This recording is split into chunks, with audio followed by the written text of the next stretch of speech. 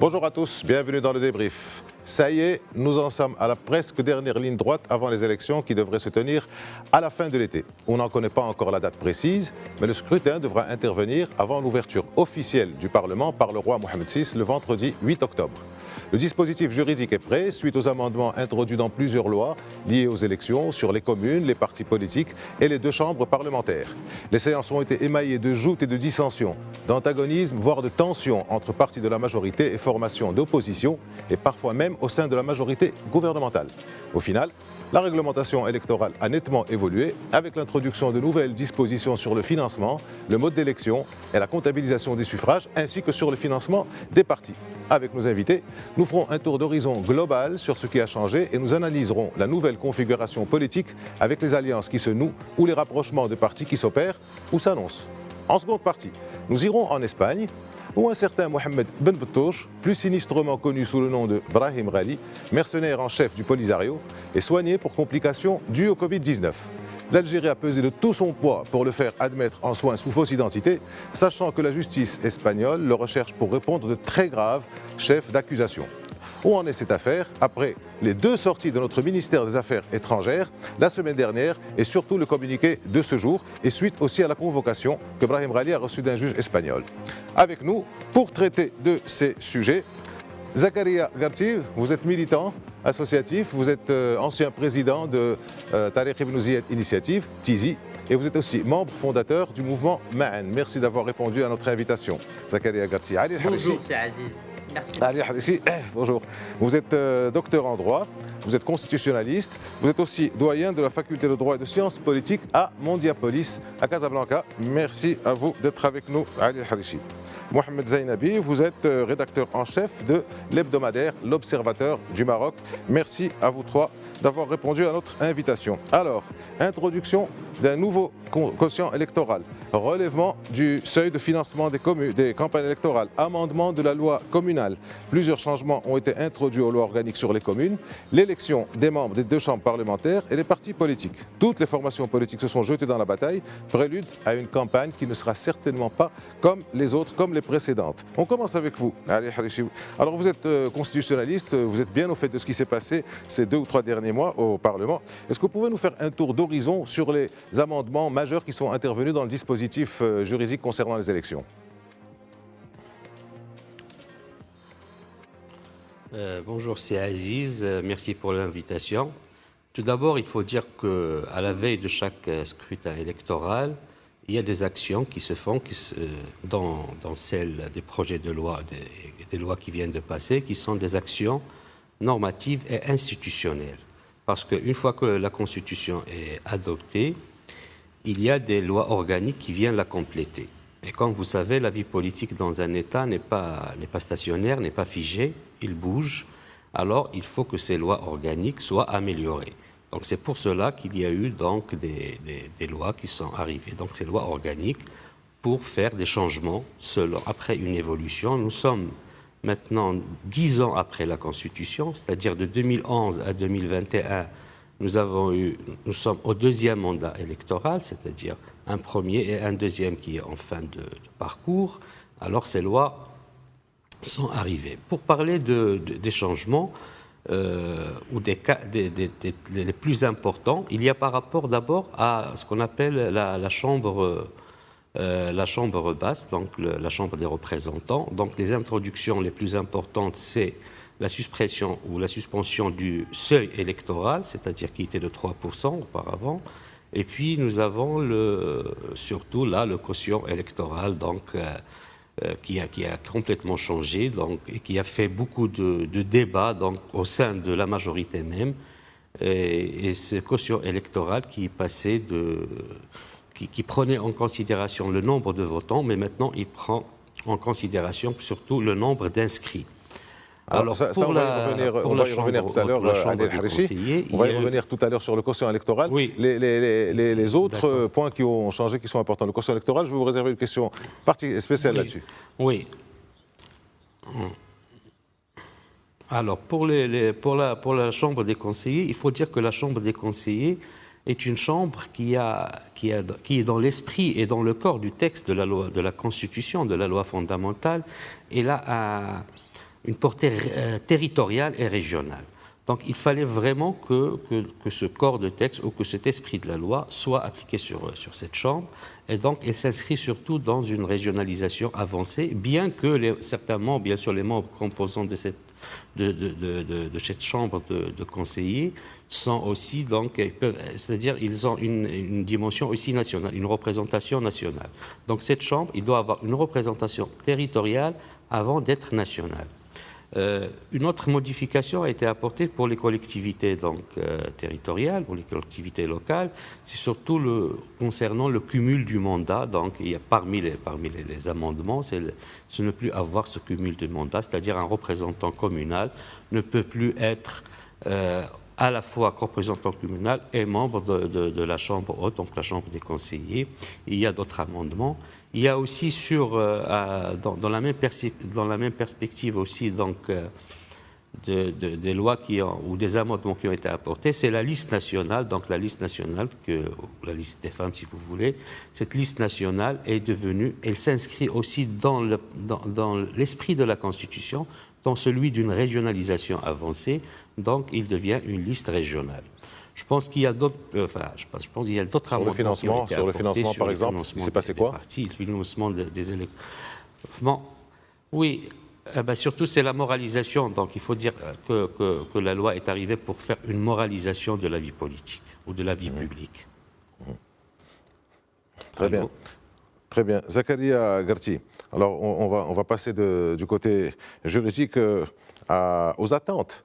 Là, on est dans une crise sanitaire, je ne vous apprends rien, crise économique aussi, difficultés économiques au niveau de l'État, au niveau des entreprises, au niveau des revenus, au niveau des ménages, au niveau de l'offre et de la demande. Qu'est-ce que vous pensez que les électeurs attendent d'une classe politique qui est elle-même épuisée par 1 an, par 15 mois maintenant de crise sanitaire? Qu'est-ce que vous pourrez demander? Qu'est-ce qu'il faudra dire aux électeurs pour les attirer vers les bureaux de vote et les faire voter? Merci beaucoup, c'est Aziz Bousta, pour votre invitation et je tiens à saluer vos auditeurs et vos invités. Ces élections qui auront lieu dans quelques mois, comme vous avez bien fait de le rappeler, sont à la fois inédites et banales, exceptionnelles et quelconques. Exceptionnelles d'abord parce que c'est une des premières fois de l'histoire du pays où des élections locales et nationales auront lieu le même jour. Ça n'est pas arrivé depuis, je pense, extrêmement longtemps. Et ces élections, du coup, sont d'une importance majeure puisqu'elles vont impliquer le renouvellement de presque toutes les instances de la démocratie participative, à la fois le Parlement, les communes, les chambres professionnelles et les régions. Elles sont exceptionnelles également, ces élections, dans la mesure, comme vous avez bien fait de le dire, interviennent au moment d'une crise sanitaire et d'un bouleversement sanitaire extrêmement important.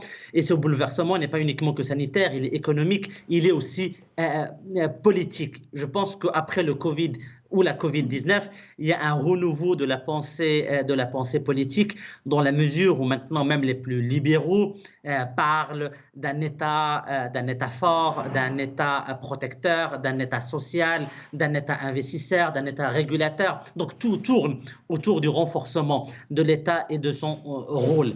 Il faudrait que les partis politiques soient en mesure de définir quel rôle serait de l'État, le rôle économique et le rôle social. Et il faudrait aussi que les hommes politiques donnent l'exemple. Quand on entend ou l'on voit au Parlement des joutes enflammées, des discours enflammés faits par des parlementaires qui font peut-être objet de poursuites judiciaires, ça ne donne pas envie aux gens de participer. Quand les gens voient les mêmes têtes et les mêmes personnes occuper la scène politique depuis des décennies, alors qu'il y a un renouvellement partout, sauf au Maroc, je pense que cela n'encourage pas les citoyens non plus à s'engager. Quand les gens aussi voient... Excusez-moi, Zakaria Garti, je ne souscris pas tout à fait à votre point de vue, parce que quand vous voyez les 4 premiers partis, leurs patrons, leurs dirigeants étaient des gens qui n'étaient pas forcément connus il y a une dizaine, il y a une quinzaine d'années. le chef du gouvernement actuel, c'est Saïd El-Toumani, qui est à la tête du PJD, eh bien, il y a 13 ans, il y a 14 ans, n'était pas véritablement connu du grand public, même s'il a été secrétaire général du parti qui n'était pas connu non plus. Nizar Barakan a commencé à être connu qu'en 2007. Aziz Akhnouch a été ministre en 2007. C'est-à-dire qu'on n'a pas, comme vous le dites, des gens qui sont là depuis des décennies, sauf peut-être un ou deux. Il y a quand même un renouvellement des élites politiques. Mais est-ce qu'il y a un renouvellement du discours politique? C'est peut-être ça que vous voulez dire, non? Absolument non. Déjà, peut-être je pourrais être en légère contradiction ou différence avec vous.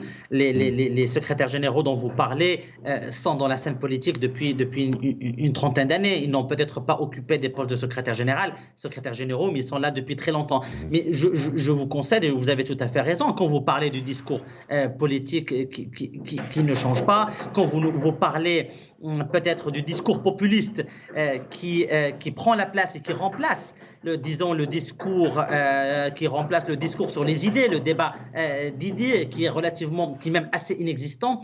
Bon, tout cela n'encourage pas et ne pousse pas les jeunes et les moins jeunes à voter, à s'intéresser à la chose politique. Après, il y a une perception qui est largement répandue au Maroc que les instances de démocratie participative ont un pouvoir extrêmement limité et que beaucoup de décisions importantes sont prises en dehors de ces sphères politiques, même si la Constitution, heureusement, a donné de plus en plus de pouvoir aux instances de la démocratie participative, mais beaucoup de gens ne le perçoivent pas encore. J'ai vu peut-être une excellente couverture d'un de vos confrères, Économie d'entreprise, qui ont parlé de la nécessité d'un nouveau modèle de confiance. Je pense que c'est la confiance qui fait défaut en politique au Maroc. Il faudrait faire tout pour que cette confiance revienne dans la chose politique. Merci beaucoup Zakaria Garti de m'avoir permis la transition pour la question d'après, parce que vous parlez d'un nouveau modèle de confiance, moi je voulais parler du nouveau modèle de développement. C'est Mohamed Zinabi, justement à propos de ce modèle de développement. Bon, on attend sa publication dans les semaines à venir. Et comment vous voyez les choses au niveau des programmes politiques? Comment les partis politiques pourraient donc... Est-ce qu'ils auraient le temps déjà d'implémenter? Ils ont déjà pensé à leur programme politique, ils ont déjà fait leurs consultations, des partis sillonnent, les partis principaux du moins sillonnent les campagnes et les villes. Comment vous voyez qu'ils pourraient implémenter ce nouveau modèle de développement? Parce que s'ils ne l'implémentent pas, on ne voit pas à quoi il servirait. D'abord, il faudrait qu'ils en connaissent les détails pour l'implémenter, etc. Il faut dire que les partis étaient partie intégrante dans les discussions en amont pour l'élaboration du nouveau modèle de développement, et donc ils ont proposé un certain nombre de choses, et à l'occasion on n'a pas eu vent des idées véritablement révolutionnaires qui marqueraient une rupture par rapport à ce qu'on sait déjà. À un monde nouveau qui se profile à l'horizon après la Covid-19, on ne constate pas encore de renouveau dans la sphère partisane nationale.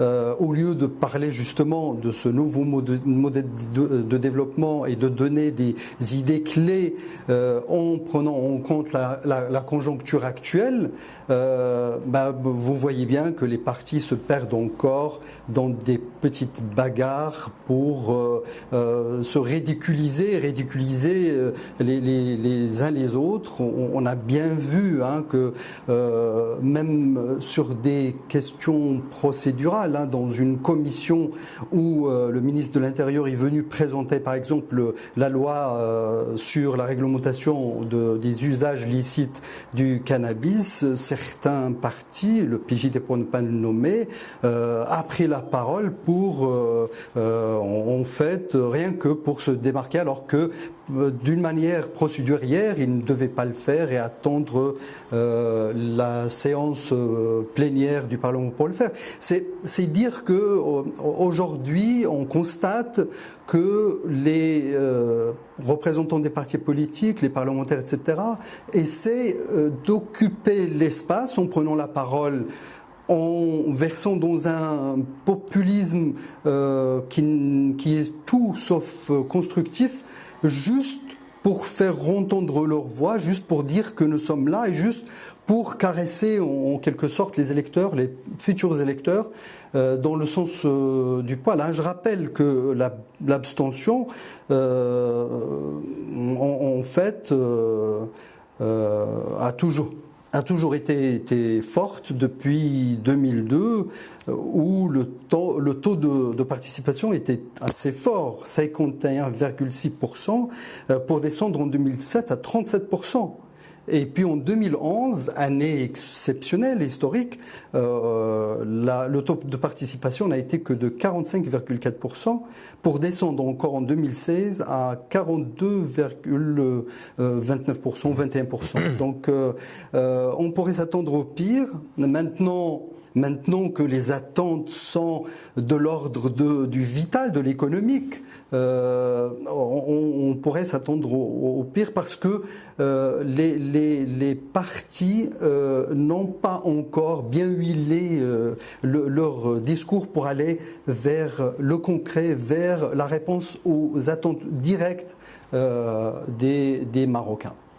Alors, quand vous parlez du taux de participation, effectivement, il y a eu un glissement, mais traditionnellement, on est sur un plus fort taux de participation quand ça concerne les élections locales, les élections communales, qui sont aux alentours de 53-54%. Et ça a été dit tout à l'heure, comme il y aura des élections, bien entendu, le même jour sur les trois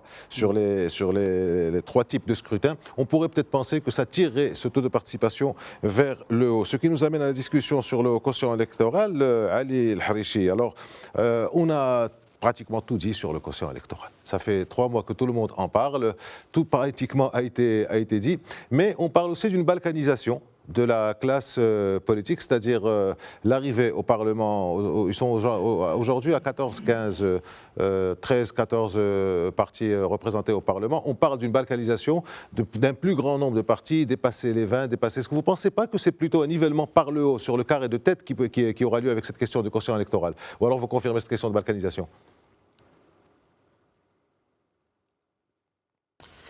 En fait, pour parler de balkanisation ou pas, je pense que vous venez de dire que déjà pour la participation, pour la même journée, il y aura une plus grande participation. Donc les partis pourraient peut-être mobiliser, les partis qui se trouvent le plus sur la scène politique vont encore peut-être mobiliser leurs partisans, leurs assises électorales. Je ne suis pas vraiment dans le sens de cette balkanisation. Puisque vous parlez de 14 partis, on a en général 8 partis qui sont là et c'est-à-dire dans l'ordre croissant ou décroissant du nombre de votes qu'ils vont avoir, peut varier entre 2 ou 3 partis. Et en général, on va rester dans la même configuration. Il y aura plus un plafonnement qu'une balkanisation, un plafonnement de nombre de sièges par rapport au parti qui va être, c'est-à-dire, on va dire, le premier parti qui va remporter le plus de nombre de sièges. On va rester dans la même configuration. On sera à un plafonnement, donc à 104 peut-être sièges par le parti qui remportera le plus de nombre de sièges, s'il va avoir des sièges dans toutes les... c'est-à-dire toutes les circonscriptions. Pourquoi cette précision de 104 avec précision? C'est un chiffre qu'on a entendu revenir assez souvent. Pourquoi 104? Vous avez fait comment pour arriver à 104, pour être précis? Non, parce qu'il y a il y a 92 circonscriptions électorales, donc il y aura par parti un représentant parti dans une liste, donc ce serait impossible qu'une liste ait pu avoir presque impossible de représentants par liste. Et puis le nombre de sièges donc de la liste qui devient régionale, donc qui va donner les 12 plus les 92, ça fera 104. Donc on est dans un certain plafonnement.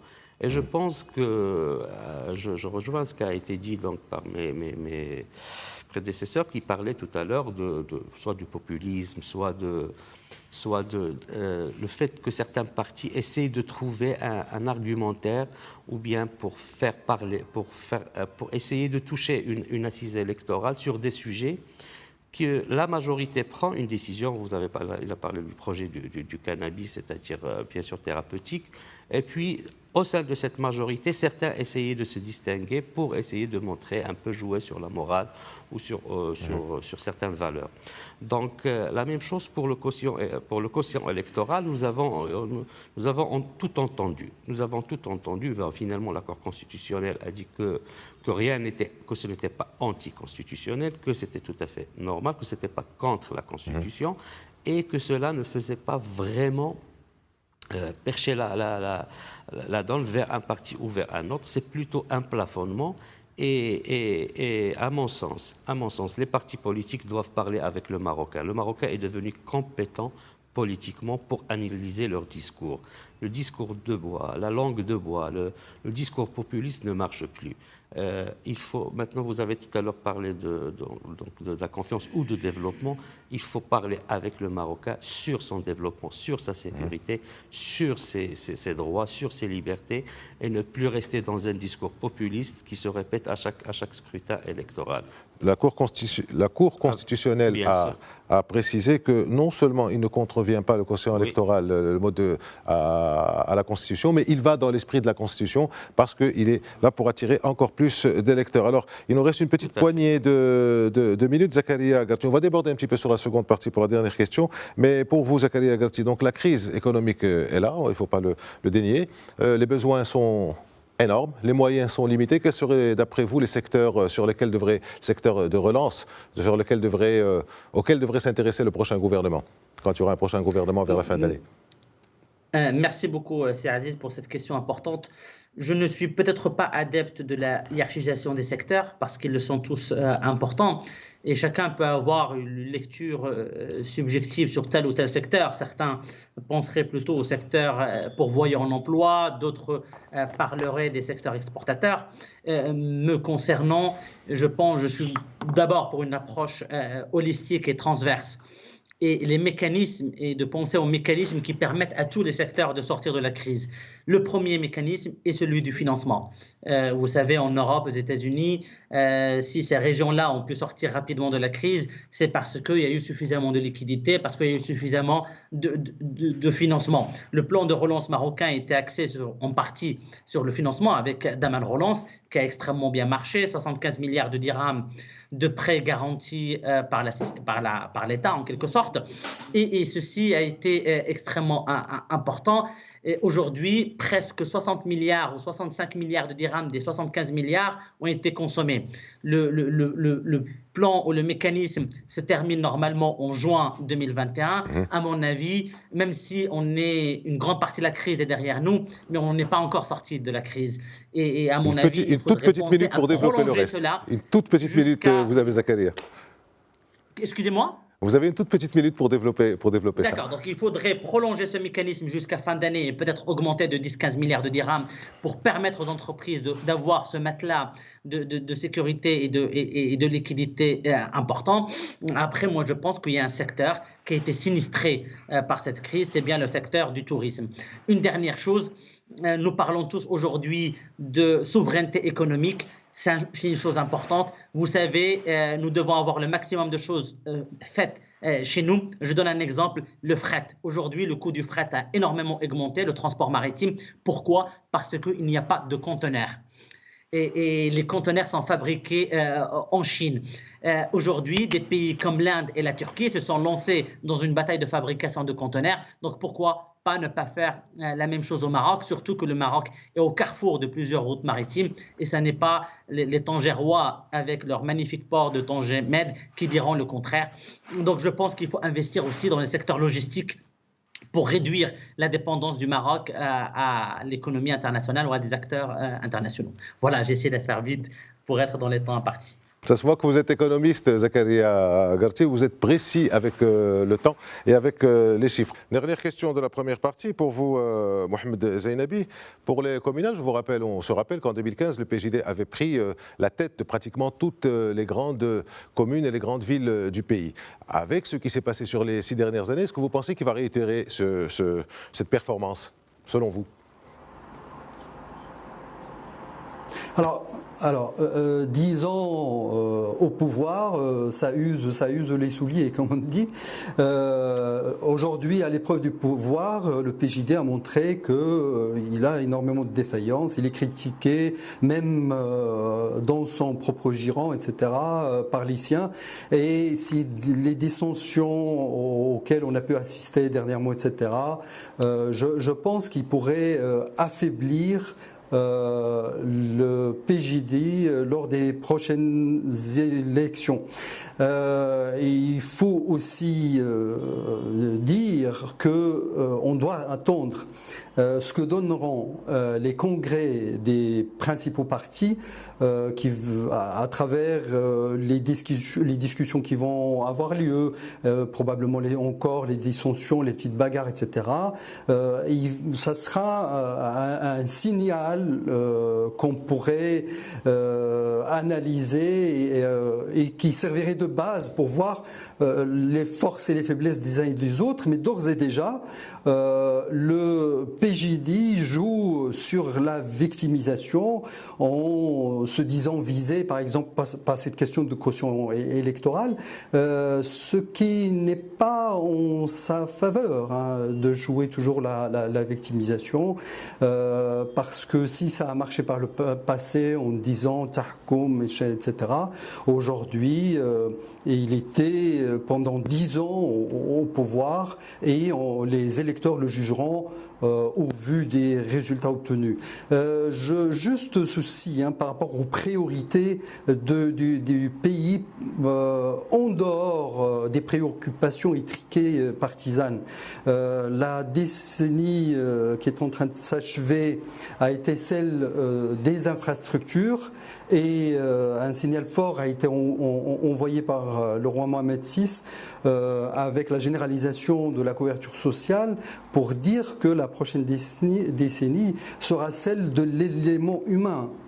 Et c'est sur ce terrain que devront se pencher les partis politiques. Et une petite dernière chose, la notion d'économie nationale doit prévaloir.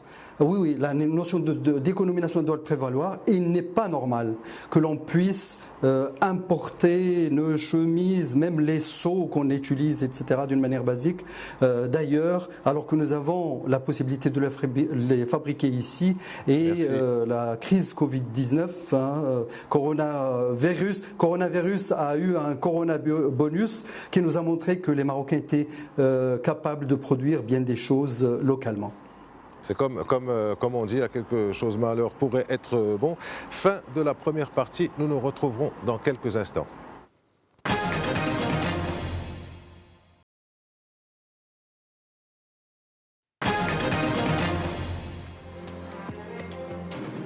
Nous sommes de retour dans le débrief. On attaque avec le deuxième axe de débat. Ça fait maintenant près de 3 semaines que le chef des séparatistes est soigné dans un hôpital près de Bilbao, en Espagne. Cette semaine, le juge Santiago Pedras lui a adressé une convocation pour le 1er juin, après s'être assuré de sa véritable identité.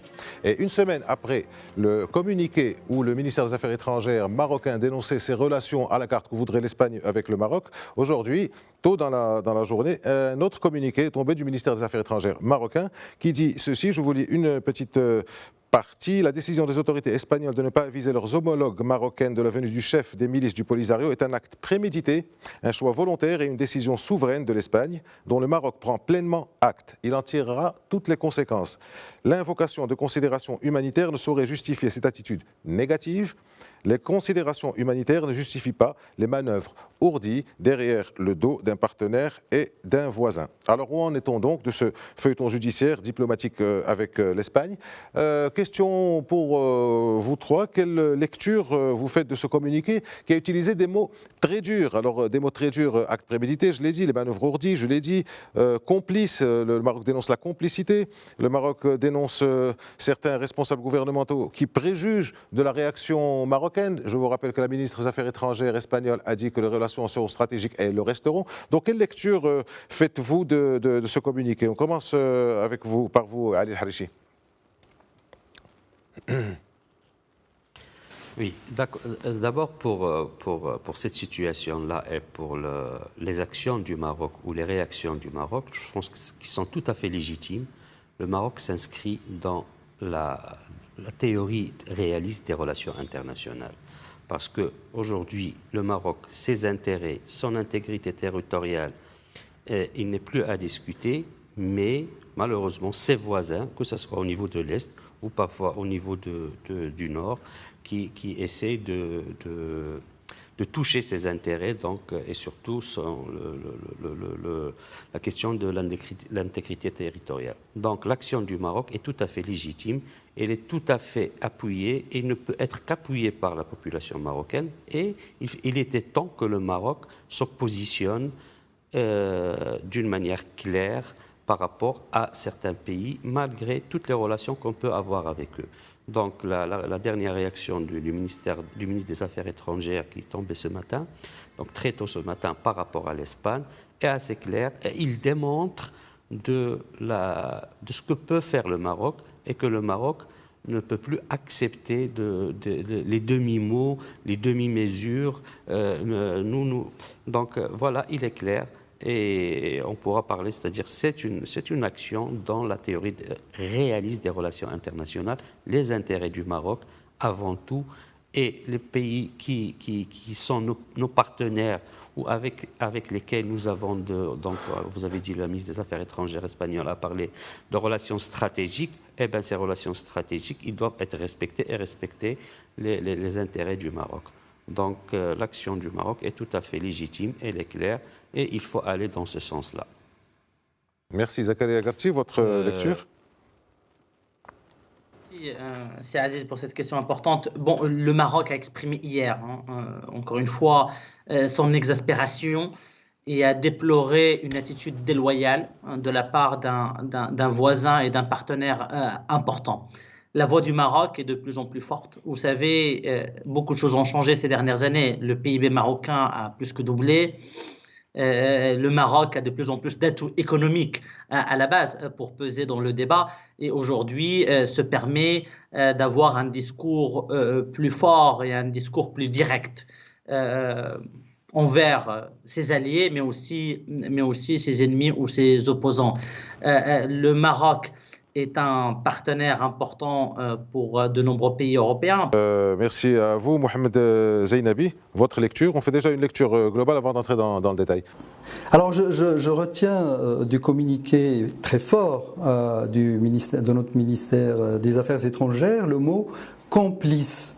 Les considérations humanitaires, précise le ministère, n'expliquent pas par ailleurs que l'on soit complice d'une usurpation d'identité, etc. Ça dit tout. Aujourd'hui, le Maroc pointe du doigt l'Espagne comme ayant été complice de ce voyage clandestin du faux Mohamed Ben Battouche et du vrai Ibrahim Ghali en Espagne. Et l'Espagne doit prendre les mesures nécessaires, c'est-à-dire que l'Espagne doit laisser sa justice, qui est censée être indépendante, travailler sur cette affaire librement, sans pression politique, etc. La lecture qu'on doit faire en tant qu'analyste de cette situation, c'est que le Maroc traite d'égal à égal avec ses partenaires. Il l'a rappelé tout récemment à l'Union européenne pour faire avancer le partenariat avec cet autre partenaire, que le Maroc revendique, réclame qu'il soit pris au sérieux et d'égal à égal dans ses relations. Maintenant, il le démontre avec l'Espagne, mais aussi concomitamment avec l'Allemagne.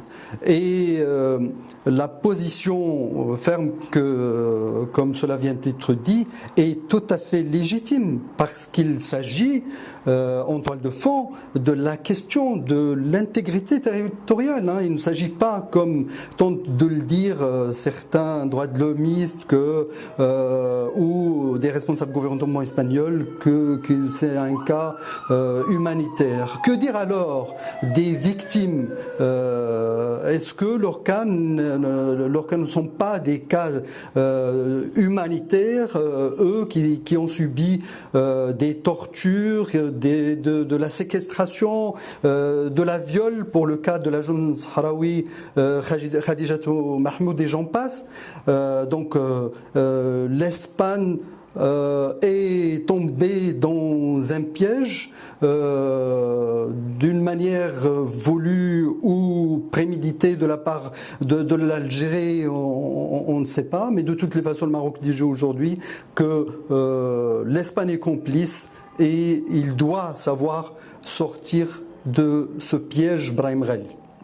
Alors, on reste sur ce communiqué. Ali Harichi, en tant que juriste, je voudrais revenir sur les termes qui ont été utilisés. On sait que la diplomatie, en diplomatie, tous les mots ont un sens et que les sens sont importants et sont révélateurs. Alors, quand on parle, quand le communiqué dit, quand le ministère des Affaires étrangères dit que ce n'est pas une simple omission de ne pas avoir avisé les homologues marocains, qu'il ne s'agit pas d'une simple omission, mais d'un acte prémédité. Premier mot à connotation juridique, voire pénale. Deuxième, la complicité. Que l'on soit complice d'une usurpation d'identité et falsification de passeport. On est dans le droit pénal, pratiquement. La troisième, ce sont donc les manœuvres ourdies. Ça, on parle de ça. Qu'est-ce que ça veut dire d'après vous? Pourquoi, d'après vous, notre diplomatie utilise des mots aussi forts, inhabituels?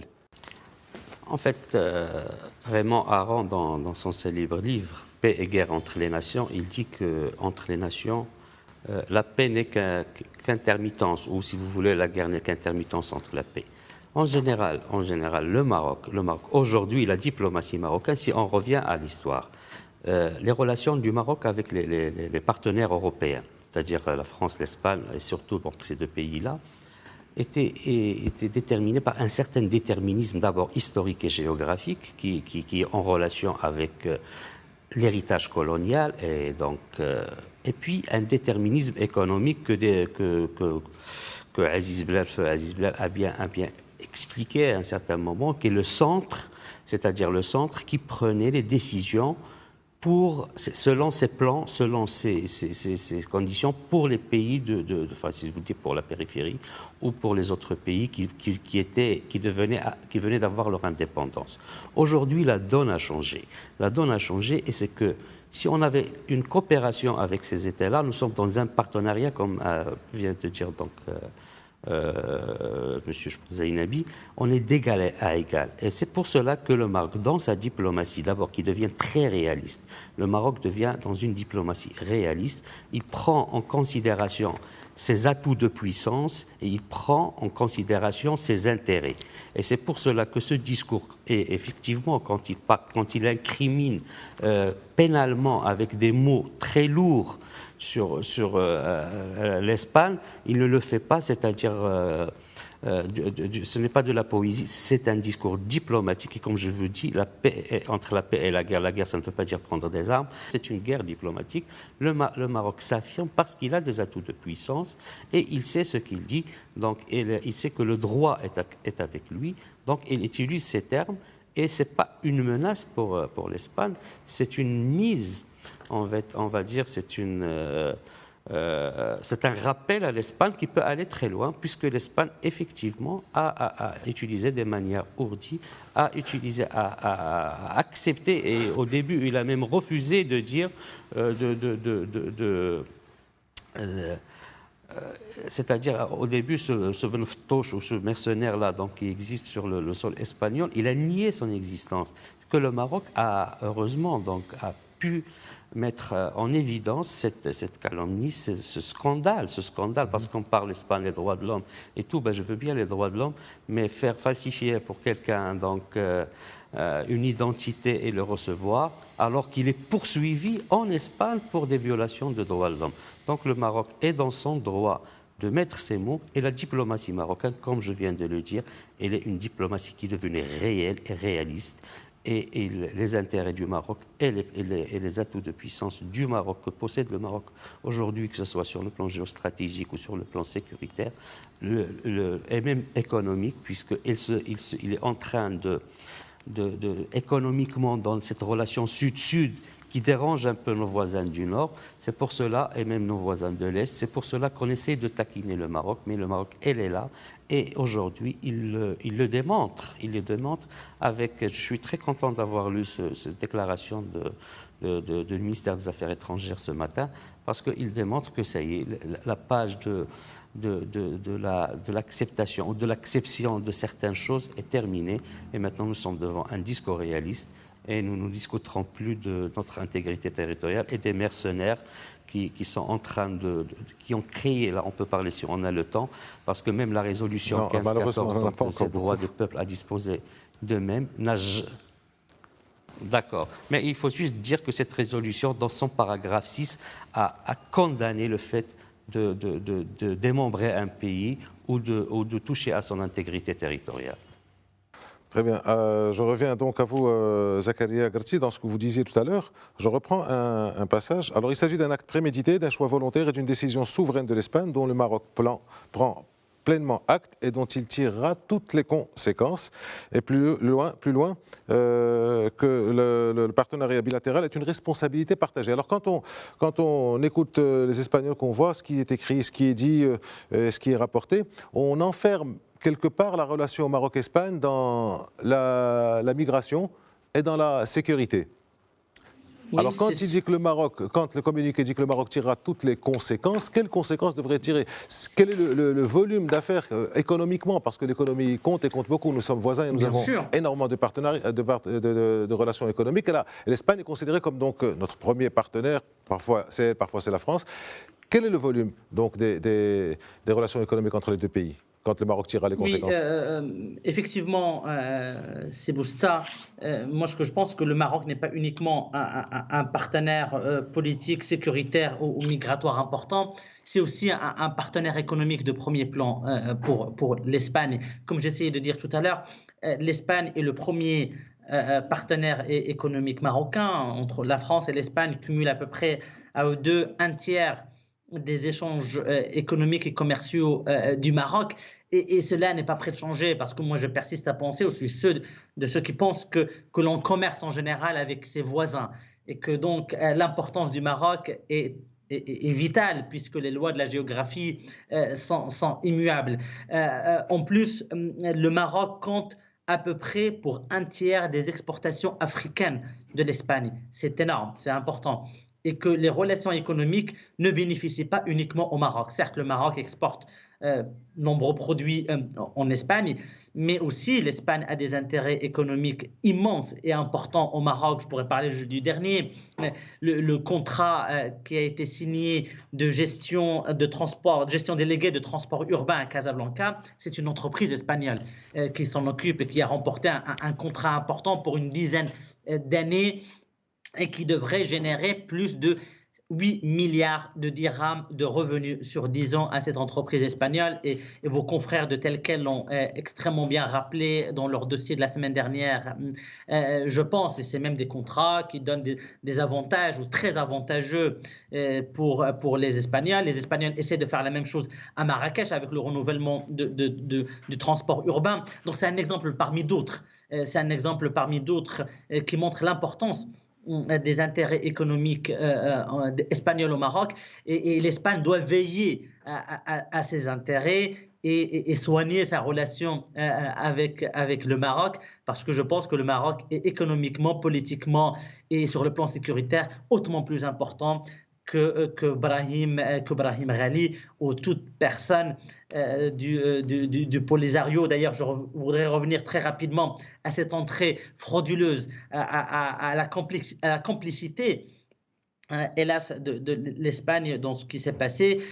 Si le facteur humanitaire était suffisant, on l'aurait dit dès le début, et nos amis auraient été transparents avec le Maroc. Non, ça a été fait de façon frauduleuse, et je salue à ce titre le travail de veille exceptionnel qu'effectuent plusieurs institutions marocaines, pour ne pas les nommer, et pour être au courant de tout ce qui se trame contre notre unité territoriale. Je vous rappelle aussi que le conseil de la ville de Melilla veut saisir le Conseil de l'Europe justement pour obliger le Maroc à continuer à poursuivre ses relations économiques avec Melilla. Donc là, on voit qu'on est sur le 2 poids 2 mesures. Vous venez de le confirmer. Alors, Mohamed Zainabi, je voudrais revenir avec vous, si vous le permettez, sur cette question de justice.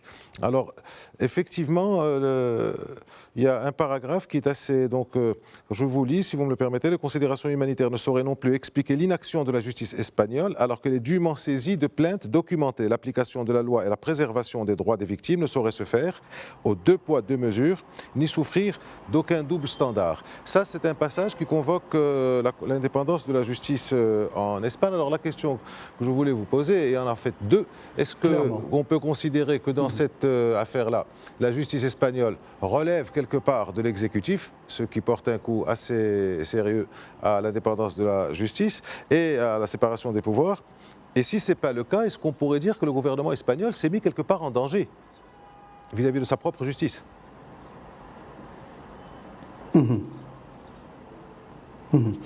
Alors, théoriquement, la justice espagnole est indépendante. Mais la politique n'est jamais loin. Et donc, l'affaire, le scandale d'État Brahim Ghali, dénoncé par ailleurs par des eurodéputés, par des figures politiques même espagnoles, etc. Mais véritablement, la justice espagnole a l'épreuve. Et ces juridictions doivent montrer leur indépendance. Alors, on a bien vu qu'un début d'action judiciaire a commencé avec l'identification formelle de Brahim Ghali, mais maintenant que le juge de l'audience nationale, qui est la plus haute juridiction espagnole, a reçu le rapport lui disant que oui, il s'agit bien de Brahim Ghali, oui, il avait des documents falsifiés et voilà, entre guillemets, médecin algérien qui l'accompagnait a essayé de leur montrer les faux papiers, etc. Mais ça ne leur plut personne. Alors, qu'attend le juge pour d'abord communiquer sa décision? Attend-il de se concerter quelque part avec quelqu'un, etc. On ne va pas juger les intentions du juge d'instruction. On verra comme verront les Espagnols si véritablement leur justice va faire son travail comme il se doit, ou s'il va entrer dans des calculs politiciens qui seraient très très dangereux, non seulement pour les relations maroco-espagnoles, mais pour l'image de l'Espagne dans le monde et pour la démocratie espagnole. Vous le dites, le gouvernement, et par la même occasion, et dans le pétrin, il faut dire les choses, le gouvernement espagnol, et dans le pétrin, il faut dire les choses comme ils sont, en ayant essayé de faire le jeu quelque part de l'Algérie, qui a envoyé Brahim Ghali dans un avion présidentiel. Donc le parti pris est flagrant pour l'Algérie. Et c'est là où réside le vrai danger pour l'avenir des relations bilatérales. Rappelons-le, l'Espagne a pu mesurer le poids de l'apport du Maroc dans son économie en ayant fermé les frontières avec Ceuta et Melilla, qui ce sont les Marocains qui font principalement vivre ces présides, rappelons-le, occupés, et pas seulement. Les importations marocaines pèsent lourd dans l'économie, dans la balance commerciale espagnole, et je pense que par réelle politique, un dénouement logique, pratique, on va dire pragmatique, va finir par se profiler à l'horizon. peut-être même que la nature ferait son travail et pourrait sauver l'Espagne de l'embarras. Mais quoi qu'il en soit, même après sa mort, Brahim Ghali doit être jugé parce que la symbolique de ce procès est très, très importante, à la fois juridiquement, politiquement, pour le Maroc et pour l'Espagne. Merci. Il nous reste une petite poignée de minutes. Je voudrais vous poser une question à tous les trois. Alors, si ce n'avait pas été regrettable et douloureux, ça aurait peut-être prêté à sourire. L'Algérie, depuis des années, dit qu'elle n'est pas partie prenante. Bon, le monde, je pense, a compris. Et puis, le 22 décembre, il y a un accord, donc, entre le 10 décembre, un accord entre Washington et Rabat, donc, sur la reconnaissance de la marocanité du Sahara par les États-Unis. Et tout de suite après, les Espagnols en appellent au respect du droit international, etc., etc. Alors, comment on peut lire ça, Ali El-Harichi? Dans quelle situation, comment réfléchit un peu le gouvernement espagnol, d'un côté appelé au droit international, sans prendre la décision d'un État souverain en faveur d'un autre État souverain, et se rendre complice de ça? Est-ce qu'elle aurait fait son choix, l'Espagne, clairement, dans cette affaire? Ali El-Harichi, même question pour Mohamed Zeinabi et Zakaria Gerti, mais je vous demande d'être bref, il nous reste quelques minutes. Oui, parce que quand on parle de droit international, le Maroc, il s'inscrit parfaitement dans le droit international. Maintenant, l'Espagne, il peut dire ce qu'elle veut. Il peut dire ce qu'elle veut. Ce qui la dérange, en fait, c'est la place que va prendre les États-Unis au niveau, on va dire, de l'Afrique. Parce qu'en ayant fait avec, bien sûr, un pays donc, qui prend un peu le leadership en Afrique, parmi d'autres, donc le Maroc, ça dérange l'Espagne pour ses intérêts, parce que l'Espagne a des intérêts. Il a essayé de jouer sur le plan, vous avez dit donc tout à l'heure, le plan commercial, c'est le premier partenaire commercial certainement, mais pas économique. La France reste le premier partenaire économique. L'Espagne joue sur ce plan pour essayer d'avoir la main toujours sur ce qui peut se passer au Maroc. Et dans son intérêt que cette crise ou que ce différend reste toujours par rapport au Maroc et par rapport donc à son intégrité territoriale. Donc la réaction de l'Espagne était tout à fait normale parce qu'elle aussi il va s'inscrire dans la théorie des relations internationales de réalisme pour défendre ses intérêts. Mais ça n'a rien à voir avec le droit international. Comme j'ai dit tout à l'heure, que ce soit la résolution 1514 ou même la résolution 2625 de 1970, et ils interdisent le démembrement des pays et la désarticulation des pays, c'est-à-dire dans leur intégrité territoriale. Mohamed Zeinabi, même question pour vous. Le deux poids, deux mesures de la diplomatie, de la politique espagnole. Inacceptable, inadmissible, mais on voit bien qu'il y a encore des mentalités rétrogrades du côté espagnol qui penseraient encore pouvoir encore tenir le Maroc en otage en le titillant sur la question du Sahara. Aujourd'hui, le Maroc se présente en pays fort, totalement décomplexé par rapport à cette question. Il y a une nouvelle réalité aujourd'hui, il y a de nombreuses représentations consulaires et donc diplomatiques de pays, plus d'une vingtaine dans le Sahara marocain. C'est cette nouvelle réalité qui est en train de déplaire pas seulement à l'Espagne mais à d'autres pays, l'Allemagne par exemple pour ne pas le citer, et qui essaye de sortir des dossiers pour essayer un petit peu de gêner le Maroc. Je pense que on a changé d'époque, on a changé d'ère. Le Maroc est totalement décomplexé par rapport à la question de sa souveraineté nationale, et il faudrait que les pays du monde entier le comprennent et encore une fois agissent avec le Maroc d'égal à égal. Merci Mohamed Zeinabi. Le dernier mot pour vous, Zakaria Gerti. Non, mais je pense sur le double jeu de l'Espagne, toujours. Oui, bien sûr. Pour aller dans le sens de mes amis, je pense qu'au-delà des subtilités diplomatiques et que vous avez extrêmement bien démontré, je pense que c'est d'abord une question politique. En fait, le leadership marocain en Afrique agace.